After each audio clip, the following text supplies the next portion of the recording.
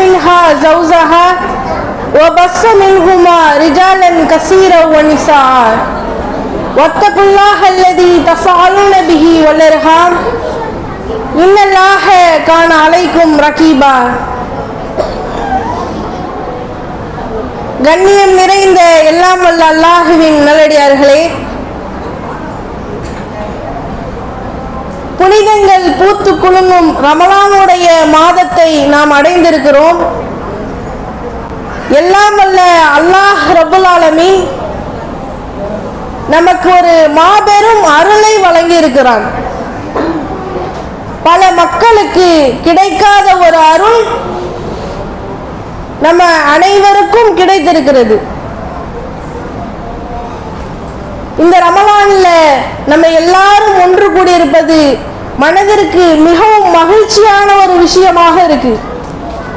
சென்ற ரமலானில் நம்மோடு இருந்தவர்கள், நம்மோடு நோன்பு நோற்றவர்கள், நம்மோடு இரவு தொழுகையில் கலந்து கொண்டவர்கள் பலர் இறைவனால் அவர்களுக்கு மரணம் வந்து இந்த உலகை விட்டு நம்மளுடைய நினைவில் இருக்கக்கூடியவர்களாக இருக்கிறார்கள். இந்த ரமலான் ஆரம்பமாகுவதற்கு சில நாட்களுக்கு முன்பு கூட பல மரண செய்திகள், மௌத்து செய்திகளை நாம் பார்த்தோம். அப்போ அல்லாஹ் இந்த ரமலானை அடைவதற்கு நம்மை தேர்ந்தெடுத்திருக்கிறான். ரமலானில் இருக்கக்கூடிய பல நல்ல அமல்களை, நன்மைகளை நாம் அடைந்து கொள்வதற்கு ஒரு வாய்ப்பை இறைவன் நமக்கு ஏற்படுத்தி கொடுத்திருக்கிறான். அப்போ எல்லாம் வல்ல அல்லாஹுவிற்கு முதலில் நன்றி கூறியவளாக இந்த ரமலானுடைய மாதத்தை முழுமையாக நாம் அடைந்து நம்மளுடைய வாழ்க்கையில ஒவ்வொரு வருடமும் வந்து போகும் ரமலானை போன்று இந்த ரமலான் இல்லாமல் வாழ்க்கையில் மாற்றத்தை கொண்டு வரக்கூடிய ஒரு ரமலானாக, நம்மளுடைய கெட்ட செயல்களுக்கு, நம்மளுடைய பொழுதுபோக்குகளுக்கு, பொடுபோக்குத்தனங்களுக்கு, மறுமையை மறந்து நாம் வாழும் வாழ்க்கைக்கு முற்றுப்புள்ளியாக, நாளை இம்மை வாழ்க்கைக்கு உதவி செய்யக்கூடிய, இம்மை வாழ்க்கையில் மறுமை வாழ்க்கையில் சொர்க்கத்தை பெற்று தரக்கூடிய ஒரு வாழ்க்கையை இந்த ரமலான் நமக்கு மாற்றி தரும் என்ற இறைவனிடத்தில் பிரார்த்தனை வைத்து என்னுடைய உரையை ஆரம்பம் செய்கிறேன். இன்று என்னுடைய தலைப்பு அருள் நிறைந்த ரமலான். அல்லாஹ் ரப்புல் ஆலமீன்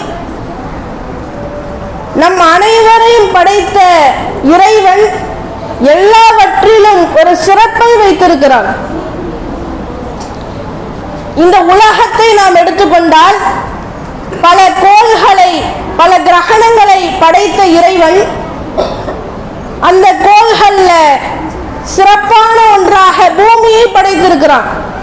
பூமியை தவிர வேற எந்த கோள்களிலும் மனிதனால் வாழ முடியாது.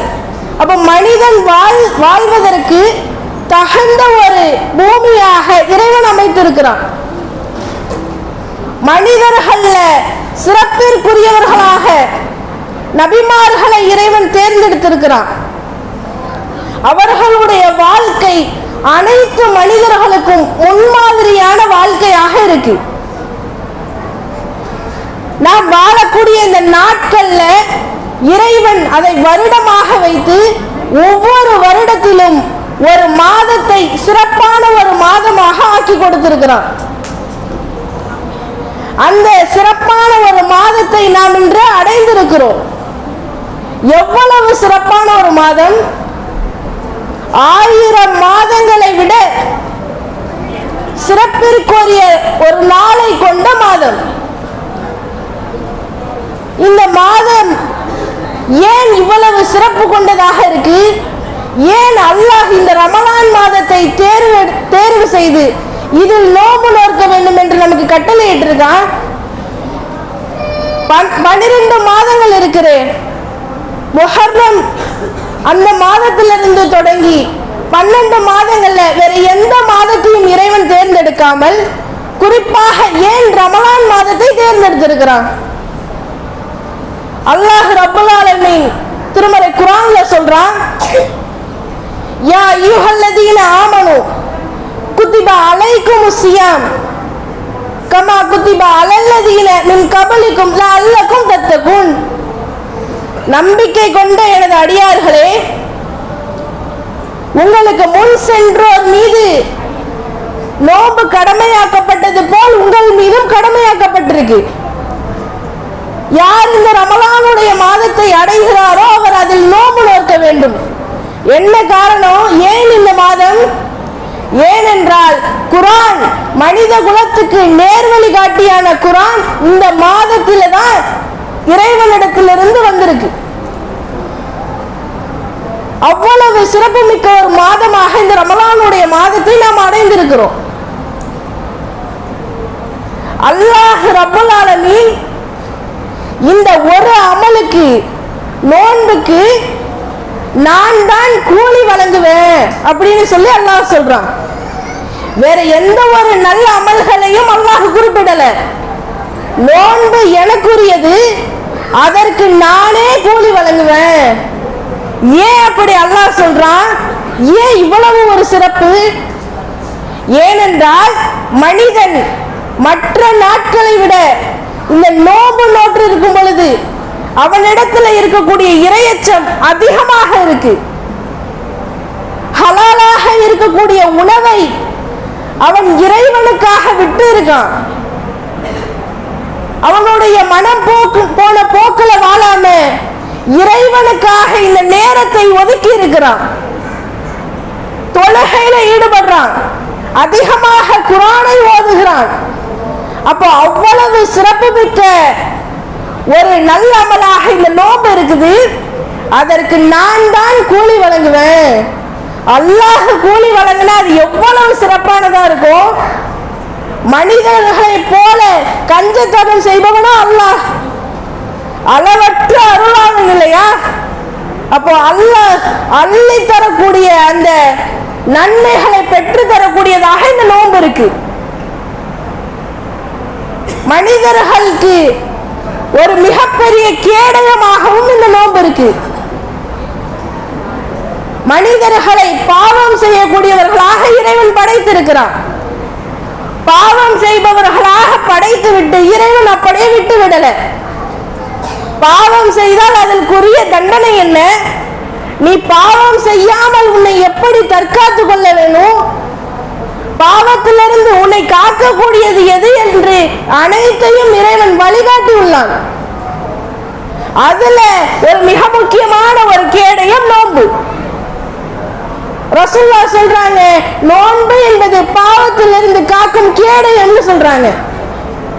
யார் இந்த நோன்பை நோக்கிறாரோ அவர் கெட்ட வார்த்தைகளை பேச வேண்டாம், கெட்ட பேச்சுக்களில் பேச வேண்டாம், கெட்ட செயல்களில் ஈடுபட வேண்டாம் என்று ரசூலுல்லாஹ் சொல்றாங்க. பொய்யான நடவடிக்கைகளில் ஈடுபட வேண்டாம் என்று ரசூலுல்லாஹ் நமக்கு கட்டளையிட்டு இருக்கிறாங்க. அப்ப இந்த நோன்பு என்பது நம்மை பக்குவப்படுத்தக்கூடியதாக, பாவத்திலிருந்து நம்மை மீட்டெடுக்கக்கூடிய ஒன்றாக இருக்கு. அப்படி நம்ம மீண்டு வந்தோம்னு சொன்னாதான் ரசூலுல்லாஹ் சொன்ன கட்டளைக்கு கட்டுப்பட்டு நாம் இருந்தோம் என்றால்தான் நாம் கஷ்டப்பட்டு நோக்கக்கூடிய நோன்புக்கு பலன் உண்டு. அல்லாஹ் என்ன சொல்றான்? யார் பொய்யான பேச்சுக்களை விடவில்லையோ, வீணான நடவடிக்கைகளை விடவில்லையோ, அவர் வெறுமனே உணவையும் பானத்தையும் விட்டு இருப்பது எனக்கு தேவையில்லைன்னு சொல்ல அல்லாஹ் சொல்றான். அப்ப நாம் நோக்கக்கூடிய நோன்பு உள தூய்மையுடனும் எந்த ஒரு தீங்கும் இல்லாததாக செயல்களை சீர்படுத்தியதோடு நாம் நோக்கும் பொழுதுதான் அதற்குரிய நன்மைகள் இறைவனிடத்தில் நமக்கு கிடைக்கும். இன்னும் நம்ம பார்த்தோம்னா இந்த நோன்பு நோற்று இருக்கக்கூடிய வேலையில எவ்வளவு சிறப்புகள் அந்த நோன்பாளிக்கு இருக்கு தெரியுமா? நோன்பாளிக்காகவே 2 மகிழ்ச்சிகள் இருக்குன்னு சொல்லி ரசூலுல்லாஹ் சொல்றாங்க. நோன்பாளி இந்த உலகத்திலேயே ஒரு மகிழ்ச்சியை சுவைத்து விடுவான், நாளை மறுமையில் ஒரு மகிழ்ச்சியை சுவைத்து விடுவான். இந்த உலகத்தில் இருக்கக்கூடிய மகிழ்ச்சி என்ன?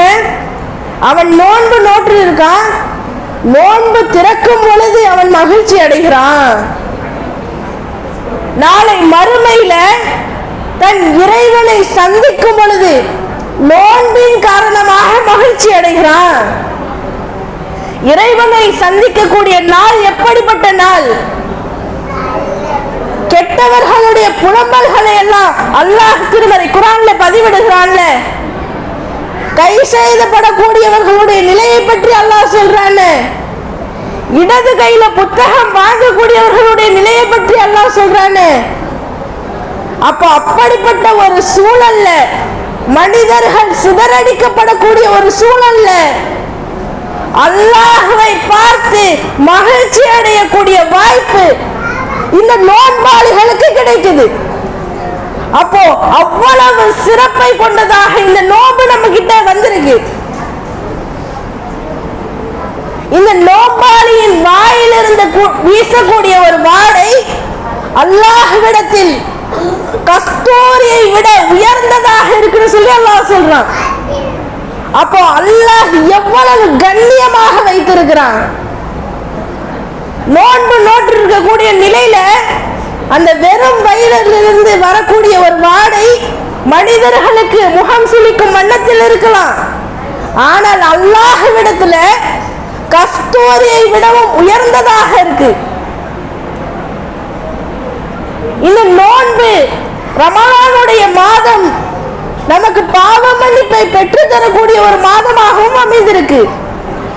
ரசூலுல்லாஹ் சொல்றாங்க, மன் சாம ரமலான ஈமான வஹ்திசாபா ஊஃபிர லஹு மின் தம்பி. யார் இந்த ரமலானுடைய மாதத்துல நன்மை எதிர்பார்த்து நம்பிக்கை கொண்டவராக நின்று வணங்குகிறாரோ அவருடைய முந்தைய பாவங்கள் அனைத்தும் மன்னிக்கப்பட்டுவிடும். ரசூலுல்லாஹ் ஒரு பாவம் மன்னிக்கப்படும் சொல்லல, சிறு பாவங்கள் மன்னிக்கப்படும் சொல்லல, பெரும் பாவங்கள் மன்னிக்கப்படும் சொல்லல. நம்பிக்கை கொண்டு நோன்புடைய நாட்கள்ல நின்று வணங்குனீங்கன்னா உங்களுடைய முந்தைய அனைத்து பாவங்களும் மன்னிக்கப்படும். எப்பேற்பட்ட ஒரு வாய்ப்பு! அதற்காகத்தானே இங்க வந்திருக்கிறோம். நோம்புடைய முதல் பிறையை பார்த்த கடத்துல சில மணி நேரங்கள்ல வீட்டில் இருக்கக்கூடிய அத்தனை வேலைகளை முடித்துவிட்டு நாளை சஹருக்கு தேவையான வேலைகளையும் பார்த்துவிட்டு இங்க வந்து ஒன்று குழும்பு இருக்கிறோமே. சில மணி நேரங்கள்ல இந்த சபை நிறைந்து காணப்படுது. எதற்காக? ரமலானில் நின்று வணங்கணும்னு சொன்னா முந்தைய பாவங்கள் மன்னிக்கப்படும். நம்மளுடைய பாவங்கள் மன்னிக்கப்படணும்ல. நாளை மறுமையில இலகுவாக சொர்க்கம் செல்ல வேண்டும் சொன்னா பாவங்கள் இல்லாதவர்களாக இருக்க வேண்டும் என்ற ஆசையில வந்திருக்கிறோமே.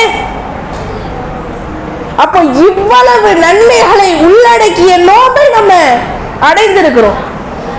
இந்த ரமலானுடைய மாதத்துல பாவ மன்னிப்பையும் பெற்றுக் கொள்ளக்கூடியவர்களாக நம்ம இருக்கணும். மிக முக்கியமானது எந்த அளவுக்குன்னா ரசூலுல்லாஹ் சொல்றாங்க, ஜிப்ரீல் அலைஹிஸ்ஸலாம் அவங்க சொல்வதற்கு ஆமீன் சொல்றாங்க. மக்கள் கேட்கிறாங்க, ஏன் திடீர்னு ஆமீன் சொல்றீங்க? அப்ப ரசூலுல்லாஹ் சொல்றாங்க, ஜிப்ரீல் அலைஹிஸ்ஸலாம் என்னிடத்துல சொல்றாங்க, யார் இந்த ரமலானுடைய மாதத்தை அடைந்து பாவ மன்னிப்பு பெறாமல் அந்த மாதத்தை கழிக்கிறாரோ அவர் நாசமாகட்டும், அவருடைய மூக்கு மண்ணை கவட்டும். அப்ப நாசமாகட்டும்னு சொன்னதுக்கு நாம் ஆமீன் அப்படியே ஆகட்டும்னு சொல்லி சொன்னேன். அப்போ ரமலானுடைய மாதம் நம்மளுடைய பாவங்களுக்கு முற்றுப்புள்ளி வைத்து இறைவனிடத்தில் மனம் திருந்தி பாவ மன்னிப்பு கேட்டு அதை பெற்றுக் கொள்வதற்கு ஒரு வாய்ப்பாக அமைந்திருக்கு. அதை பெறலன்னு சொன்னா அதன் காரணமாகவே நாசமாகட்டும்னு சொல்லி ரசூலுல்லாஹ் சொல்லி இருக்கிறாங்க. பாவ மன்னிப்பு கேட்கக்கூடியவர்களாக நம்ம இருக்கிறோமா? சில மணி நேரங்கள்ல துஆக்களை நம்ம முடித்து விடுகிறோம், உலக தேவைகளை கேட்கிறோம், வாழ்க்கைக்கு தேவையானதை கேட்கிறோம். இறைவனிடத்தில் பாவ மன்னிப்பு கேட்கறதுக்கு எவ்வளவு முக்கியத்துவம் கொடுப்பவர்களாக இருக்கும். பாவங்கள் செய்யாதவர்களாக நம்ம இருக்கோம். வானவர்களை போன்றவர்களானா மனிதன் என்றாலே பாவத்திற்கு உட்பட்டவன் தான். அந்த அடிப்படையில் ரசூலுல்லாஹ் சொல்றாங்க, ஒரு நாளைக்கு நான் அல்லாஹ்விடத்தில் 100 முறை பாவ மன்னிப்பு தேடுகிறேன். மக்களே, நீங்கள் அதிகமாக பாவ மன்னிப்பு தேடிக் கொள்ளுங்கள். ஏன் இப்படி ரசூலுல்லாஹ் சொல்றாங்க? ரசூலுல்லாஹ் முன்பின் பாவம் மன்னிக்கப்பட்டவர் 100 முறை கேட்பதன் காரணம் என்ன? சிறு பாவங்கள் நான் அறியாமல் செய்யப்பட்டிருந்தாலும் அதை இறைவன் மன்னிக்க வேண்டும், அதன் மூலம் நான் சொர்க்கம் செல்ல வேண்டும். இப்படிப்பட்ட ஒரு செயல் நம்மிடத்தில் இருக்கணுமா இல்லையா? அப்ப இந்த ரமலானில் அதிகம் பாவ மன்னிப்பு தேடக்கூடியவர்களாக, பாவ மன்னிப்பு கேட்டு அந்த பாவத்தை திரும்பவும் செய்யாதவர்களாக நாம் நினைப்போம். வீணான விஷயங்களால் பாவங்களாக நினைக்க மாட்டோம். இஸ்லாம் எதை பெரும் பாவமாக சொல்லி இருக்கின்றதோ அதை மட்டும்தான் பாவம் என்று நினைப்போம். அதற்கு மட்டும்தான் பாவ மன்னிப்பு தேடுவோம். புறம் பேசுவது கூட பாவம் தான். ஒருவருடைய மனதை கஷ்டப்படுத்தும் வகையில நம்ம பேசுவது கூட பாவம் தான். அல்லாஹ்விற்கு நாம் செய்த பாவங்களை அல்லாஹ் நாடினால் மன்னிப்பான். ஆனா ஒருவரை நாம் துன்புறுத்தி இருந்தால், கஷ்டப்படுத்தி இருந்தால், அவரை இழப்புக்குள்ளாக்கி இருந்தால் அந்த மனிதர் மன்னிக்கும் வரைக்கும் அல்லாஹ் மன்னிக்க மாட்டான். அப்ப இதற்கெல்லாம் என்றைக்காவது நம்ம பாவ மன்னிப்பு தேடி இருக்கிறோமா? இறைவன் கட்டளையிட்டு இருக்கக்கூடிய வணக்க வழிபாடுகளில் இத்தனை நாட்கள் நாம் அலட்சியமாக இருந்திருக்கிறோமே, அதற்கெல்லாம் பாவ மன்னிப்பை தேடினோமா? அப்போ நாம் செய்யக்கூடிய சிறு பாவமாக இருந்தாலும் சரி, பெரும் பாவமாக இருந்தாலும் சரி, அத்தனை பாவங்களையும் மனம் திருந்தி, யா அல்லாஹ், இனிமேல் இந்த பாவத்தில் நான் ஈடுபடக்கூடாது, நான் செய்த அத்தனை பாவங்களை மன்னித்து விடு யா அல்லாஹ் என்று இறைவனின் பக்கம் திரும்பக்கூடிய நல்ல சாலிஹான மக்களாக நாம் இருக்க வேண்டும். ரசூலுல்லாஹ் இந்த ரமலானுடைய மாதத்துல அதிகமாக நற்காரியங்களை புரியக்கூடியவர்களாக இருந்தாங்க. ரமலான்ல மட்டுமல்ல, ஏனைய எல்லா மாதங்களிலும் ரசூலுல்லாஹ் நல்லமல்கள் செய்தவங்க, அதிகமாக தொழுதவங்க, அதிகமாக தர்மம் செய்தவங்க. இந்த ரமலானுடைய மாதத்தில் இன்னும் அதிகமாக செய்திருக்கிறாங்க. நாம் அப்படி இருக்கிறோமா? சென்ற ரமலான் இப்பதான் வந்த மாதிரி இருந்தது. அப்போ எடுத்து வச்ச குர்ஆன இப்போ ரமலான் வந்தது திரும்ப எடுத்திருப்போம். ரமலான் வரும் பொழுது இறையச்சம் நமக்கு அதிகமாக வருது. ரமலான் போனதும் அதுவும் அதோடைய போகிறது. எல்லாரையும் குறை சொல்லல, ஆனால் பல மக்கள் இப்படி இருக்கிறத நம்ம பார்க்கிறோம். அப்ப நம்ம ஒரு முஃமின் எப்படி இருக்கணும்? மறுமையின் வெற்றியாளி எப்படி இருக்கணும்? சொர்க்கவாசி எப்படி இருக்கணும்? ஒரு மாற்றம் அவனிடத்துல வந்ததுன்னு சொன்னா அது மரணம் வரை இருக்கக்கூடியதாக இருக்கணும்.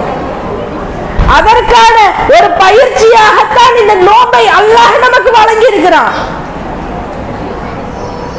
ஹஜ் என்பது நமக்கு கடமையான ஒரு அமல் தான். ஆனால் ஒரு முறை அதை நிறைவேற்றணும்னு சொன்னா அந்த கடமை நமக்கு நிறைவடைந்துரும். ஆனா நோன்பு அப்படி இருக்கா? நமக்கு ஒவ்வொரு வருடமும் நம்ம இடத்துல வருதே. ஏன் அல்லாஹ் ஒவ்வொரு வருடமும் வைத்திருக்கிறான்? ஒரு மாதத்தையே வைத்திருக்கிறான். ஏனென்றால் நம்மளுடைய ஈமானை நாம் சரி செய்து கொள்ளணும், பாவத்திலிருந்து வெளிவரணும், மறுமையை பற்றிய சிந்தனை வேண்டும், வணக்க வழிபாடுகளில் சரியாக நடந்து கொள்ளணும், நம்மளை சரி செய்யக்கூடிய ஒரு மாதமாக இந்த மாதத்தை இறைவனாக்கி இருக்கிறான். இந்த மாதத்தில் வரக்கூடிய இறையச்சம் நம்மளிடத்துல நிலைத்திருக்க வேண்டும். இறையச்சம் இல்லாமல் நாம் ஒரு காரியத்தை செய்தால் அதற்கு இறைவனிடத்துல எந்த ஒரு நன்மையும் இல்லை. அல்லாஹ் அதை பற்றி சொல்ல பொழுது சொல்றான், நீங்க ஹஜ் செய்வதற்காகவே தயாராகி போகிறீங்க. எப்பேற்பட்ட ஒரு நல்லமல்! அதற்கான தேவைகளை நீங்க எடுத்து வைத்துக் கொள்ளுங்க, தேவையான பொருட்களை சேகரித்துக் கொள்ளுங்க. ஆனா நீங்க எடுத்து வைக்கக்கூடிய பொருட்களிலேயே தக்வா என்னும் இறையச்சம் தான் மிக முக்கியமானதுன்னு சொல்லி அல்லாஹ் சொல்றான். இன்னொரு இடத்துல அல்லாஹ் வணக்க வழிபாடான குர்பானியின் சட்டத்தை பற்றி சொல்லும் பொழுது, நீங்க செய்யக்கூடிய அந்த குர்பானி கொடுக்கக்கூடியது அவற்றின் மாமிசமோ ரத்தமோ அல்லாஹ் கிட்ட போறது கிடையாது. உங்கள்கிட்ட இருக்கக்கூடிய இறையச்சம் தான் அல்லாஹ்விடத்துல செல்லும். அப்ப எந்த ஒரு நல்ல அமல்களாக இருந்தாலும் சரி, இறையச்சம் தான் மிக முக்கியமான அடித்தளமாக இருக்கு. இந்த ரமலானுடைய மாதத்தில் அதிகமாக நாம் குர்ஆனை ஓதுகிறோம். குர்ஆனை ஓதக்கூடியவர்களாக இருக்கணும். அது நமக்கு மறுமையில் எப்படி உதவி செய்யும் தெரியுமா? ரசூலுல்லாஹ் சொல்றாங்க, நீங்கள் குர்ஆனை ஓதி வாருங்கள், மறுமை நாளில் அது உங்களுக்காக பரிந்துரை செய்யும். குறிப்பாக அல் பக்ரா, ஆல் இம்ரான் அந்த 2 அத்தியாயங்களையும் நீங்கள் ஓதி வாருங்கள். மேக மூட்டங்கள் எப்படி உங்களுக்கு மேல இருக்குமோ அது போல மறுமை நாள்ல உங்களுக்கு அது சிபாரிசு செய்யும்னு சொல்லி ரசூலுல்லாஹ் சொல்றாங்க. அதிலும் குறிப்பாக அல் பக்ரா என்ற அத்தியாயத்தை நீங்க தினமும் ஓதினா, அதனோடு தொடர்புல இருந்தீங்கன்னா இந்த உலக வாழ்க்கையில உங்களிடத்துல அருள் வளம் இருக்கும்னு சொல்லி ரசூலுல்லாஹ் சொல்றாங்க. குர்ஆன் என்பது நாளை கை சேதப்படக்கூடிய ஒரு நாள்ல எந்த ஒரு மனிதரும் நமக்காக நிற்காத நாள்ல, பெற்றோர் உறவினர் நண்பன் சொல்லி ஒருவரும் நம்மளோடு இருக்காத நாள்ல, நம்மை விட்டு விரண்டோடக்கூடிய ஒரு நாள்ல, நமக்காக பேசக்கூடிய இறைவனிடத்துல நம்மை சொர்க்கத்துக்கு அழைத்து செல்லக்கூடிய ஒரு பெரும் பாக்கியமாக இந்த குர்ஆன் இருக்கு. அல்லாஹ் அப்படி இதை நமக்கு வழங்கி இருக்கிறான். இன்னும் இதுல நம்ம அதிகமாக தொழுகையை கொண்டு வரோம்ல, இந்த நோன்புடைய நேரத்துல இரவு தொழுகைகளை கலந்து கொள்றோம்ல, ரசூலுல்லாஹ் இதுல எப்படி இருந்திருக்கிறாங்க? ஆயிஷா ரலி அவர்களிடத்துல கேட்கப்படுது, ரசூலுல்லாஹ் எப்படி தொழுவாங்க, அவங்களுடைய இரவு தொழுகை எப்படி இருக்கும்? ஆயிஷா நாயகி சொல்றாங்க,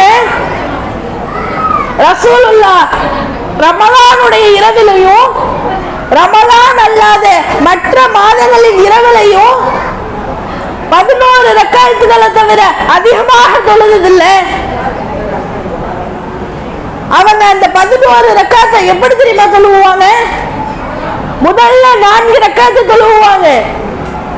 அதோட அழகை பற்றியும் அதனுடைய நீளத்தை பற்றி நீ கேட்காத, ஏன்னா அதை எடுத்து கூட சொல்ல முடியாது, அவ்வளவு அழகாக இருக்கும், அவ்வளவு நீளமாக இருக்கும். அந்த 4 ரக்காத்தை தொழுது முடிச்சுட்டு அதுக்கு அடுத்த 4 ரக்காத்தை தொழுவாங்க. அதனுடைய அழகை பற்றி நீ கேட்காத, அதனுடைய நீளத்தை பற்றி நீ கேட்காத, ரசூலுல்லாஹ் அவ்வளவு அழகாக அதை நிறைவேற்றுவாங்க. அதற்கடுத்து 3 ரக்காத் வித்ரை தொழுவாங்க. இதன் அடிப்படையில் தானே நம்ம இன்னைக்கு தொழுது கொண்டிருக்கோம். ரசூலுல்லாஹ் தொழுததை போல முதலில் 4 ரக்காத் நம்ம நிறைவேற்றுறோம். ஒரு சிறிது இடைவெளி விட்டு அடுத்து 4 ரக்காத் நம்ம நிறைவேற்றணும். நாம் செய்யக்கூடிய அத்தனையிலே ரசூலுல்லாஹ் என்ன செய்திருக்கிறார்களோ அதே போன்று அமைய வேண்டும். அப்படி அமைந்தால் தான் நாளை மறுமை வாழ்வில் வெற்றி கிடைக்கும். ஆனா இன்னைக்கு சிலர் என்ன செய்யறாங்க, மக்களை பார்த்து நடந்து கொள்றாங்க, ஒரு ஊரை பார்த்து நடந்து கொள்றாங்க. அவர்களின் மார்க்கத்தின் அளவீடு, அவர்கள் செய்யக்கூடிய நல்ல அமல்கள் ரசூலுல்லாஹ்வை பார்த்து அமையாமல் இருப்பதை பார்க்கிறோம். 20 ரக்காத்துகளாக ஆக்கி வைத்திருக்கிறாங்க. இரவு தொழுகை, தராவீஹ் தொழுகைன்னு 20 ரக்காத் ஆக்கி இருக்காங்க.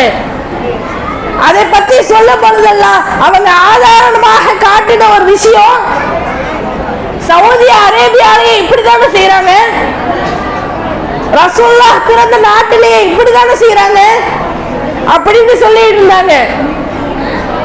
சவுதி அரேபியாவில் நடைமுறையில் இருந்தது. ஆனா இப்ப எப்படி? இந்த வருடம் சவுதி அரேபியா அரசாங்கம் அறிவித்திருக்கிறது, இதற்கு அடுத்து வரக்கூடிய ரமலான்ல 8+3 இரவு தொழுகை நடத்தப்படும். இப்ப இவங்க மாத்திக்குவாங்களா? மார்க்கத்திற்கு ஆதாரமாக நபி மொழியை எடுக்காம, நபிகளாரின் வாழ்க்கையை எடுக்காம ஒரு நாட்டை காட்டினாங்களே, அவங்க செய்யறாங்க, நாங்களும் செய்யறோம். அவங்க இப்ப திருந்திட்டாங்களே, நீங்க எப்ப திருந்த போறீங்க? மார்க்கத்தில் இருக்கக்கூடிய நல்ல அமல் என்பது, நமக்கு நன்மை பெற்று தரக்கூடிய விஷயம் என்பது அல்லாஹ்வின் தூதரிடத்திலிருந்து வர வேண்டும் அல்லவா? இன்னும் நம்மளுடைய வாழ்க்கையில நாம் அலட்சியமாக நினைக்கக்கூடிய விஷயங்கள் இருக்கு. சிறு சிறு நல்ல அமல்களாக இருந்தாலும், இறைவனால் கடமையாக்கப்பட்ட நல்ல அமல்களாக இருந்தாலும் அதில் அலட்சிய சிந்தனை நமக்கு வருது. இதெல்லாம் யார் மூலமாக வருது? ஷைத்தான் நம்மை நரகத்தில் இழுத்து செல்ல எவ்வளவு போராடுகிறான்.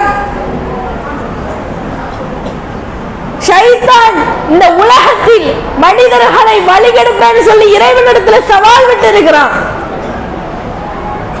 யாருகிட்ட? படைத்த ரப்புல் ஆலமீன் கிட்ட.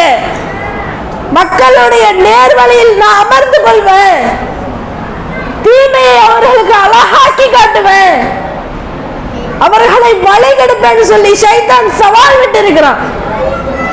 அது போல நம்மை நல்ல மல்கல்ல வழிகெடுக்கிறது பார்க்கிறோமா இல்லையா?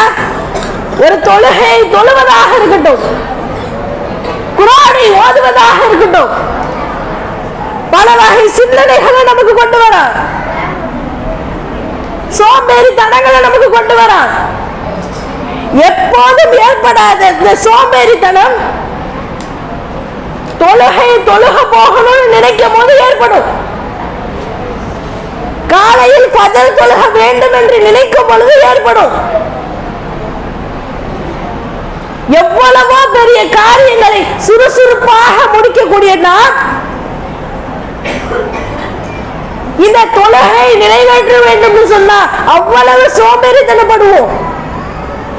குர்ஆனை எடுத்து வைத்து சில மணி நேரம் ஓத வேண்டும் சொன்னா, அதற்கான நேரத்தை ஒதுக்க வேண்டும் சொன்னா சோம்பேறித்தனப்படுவோம். ஆனா இந்த தொலைக்காட்சியை பார்ப்பதாக இருக்கட்டும், செல்போன்களை பார்ப்பதாக இருக்கட்டும், சோம்பேறித்தனமே வராது. ஏன்னா அதான ஷைத்தானுக்கு வேணும். நீ தொழுது ஓதி நன்மையை செஞ்சேன்னு சொன்னா சொர்க்கத்துக்கு போயிருவிய, நீ வெற்றி அடைஞ்சிருவிய. இன்னும் கொஞ்ச நேரம் பாரு, நல்லா நெட்டு கார்டு போடு, 1.5 GB 2 GB, அதுவும் பத்தல. பார்க்க பொருளாதாரத்தெல்லாம் நம்ம செல்போனுக்கு, டிவிக்கு இன்னைக்கு செலவு செய்யறோம். ஒரு 10 ஆண்டுகளுக்கு முன்பாக தொலைக்காட்சியை பார்க்கணும்னா எந்த ஒரு கட்டணமும் தேவையில்லை. ஆனா இன்னைக்கு அப்படியா இருக்கு? ஒரு சேனலுக்கு ஒவ்வொரு கட்டணம். இந்த சேனலை பார்க்கணும்னா நீங்க இவ்வளவு காசு கட்டணும். நீங்க இன்னைக்கு டிவியை பார்க்கணும்னாலே எப்படி மொபைலுக்கு ரீசார்ஜ் பண்றோமோ அது போல நீங்க டிவிக்கு ரீசார்ஜ் பண்ணாதான் பார்க்க முடியும். பண்றோமா இல்லையா? ஒரு சில காலங்களுக்கு முன்பாக ஜியோ சிம்னு ஒன்று வந்தது. அது வந்து ஆரம்ப காலகட்டத்தில் ஒரு வருஷத்துக்கு ஃப்ரீயா நெட் கொடுத்தான். எவ்வளவு வேணாலும் பாரு, வலைய போட்டு அப்படி இழுத்தா மக்களை. எல்லா மக்களும் வாங்க ஜியோ சிம்ம வாங்கி அவனுக்கு கஸ்டமர் அதிகமாக ஒரு வருஷம் கழிச்சு இன்னைக்கு அவன் கொண்டு வந்து விட்டுருக்க நிலை என்ன? ஒரு வருடம் ஃப்ரீயா கொடுத்தவன் ஒரு மாதத்திற்கு 1000 ரூபாய் ரீசார்ஜ் செய்யற நிலைக்கு கொண்டு வந்து விட்டுருக்கான். பண்றோமா இல்லையா? இத முதல்ல அவன் கொண்டு வந்திருந்தானா யாரும் வாங்கியிருக்க மாட்டோம். அப்ப தீமை மக்களுக்கு எவ்வளவு அழகாக காட்டி மக்களுக்குள்ள எப்படி அது முளைக்கப்படுது. ஷைத்தான் அவ்வளவு வீரியமாக தீமைகளை கொண்டு வரதுல இருக்கிறான். அந்த அளவிற்கு அவனை எதிர்த்து போராடக்கூடிய வீரியத்தை நம்ம நல்லமல்கள்ல கொண்டு வரணுமா இல்லையா? ஐவேளை தொழுகை என்பது பாவத்திலிருந்து காக்கக்கூடிய ஒரு கேடயமாக நமக்கு இருக்கா இல்லையா? அல்லாஹ் அத்தனை நல்வழியும் நமக்கு தந்திருக்கிறானே. வெட்கக்கேடான காரியத்தை விட்டு தீமையை விட்டு தொழுகை உன்னை தடுக்கும். அல்லாஹ் தெளிவுபடுத்தி விட்டான். ஷைத்தானுடைய வழியும் இருக்கு, என்னுடைய வழியும் இருக்கு. நீ எதுல வரியோ வந்துக்கோ, நீ எதை தேர்வு செய்தியோ செஞ்சுக்கோ. ஷைத்தானுடைய வழியில போனேன்னு சொன்னா உனக்கு நிரந்தர நரகம், நரகத்துல உன்னை போட்டு கருக்குவன். நீ என்னுடைய வழியில வந்தேன்னு சொன்னா நிச்சயமாக நிரந்தரமான சொர்க்கம் இருக்கு. அப்போ முஸ்லிம்களாக வாழக்கூடிய நாம் குர்ஆனை படித்து அதன் வழியில் நம்மளுடைய வாழ்க்கையை அமைத்துக் கொள்ளக்கூடியவர்களாக ஒவ்வொரு நல்லமலிலும் ஷைத்தானோட போராடி நமது நல்லமல்களை சிறப்பாக செய்யக்கூடிய நன்மக்களாக நம்மளுடைய பிள்ளைகளை அதன் வழியில் வார்த்தெடுக்கக்கூடியவர்களாக இம்மை மறுமையில் வெற்றியாளர்களாக நம் அனைவரையும் இறைவன் ஆக்கி அருள் புரிவானாக என்று இறைவனை பிரார்த்தித்து எனது உரையை நிறைவு செய்கின்றேன். வாஹிர் தவானா அல்ஹம்துலில்லாஹி ரப்பில் ஆலமீன். அஸ்ஸலாமு அலைக்கும் வரஹ்மத்துல்லாஹி வபரகாத்துஹு.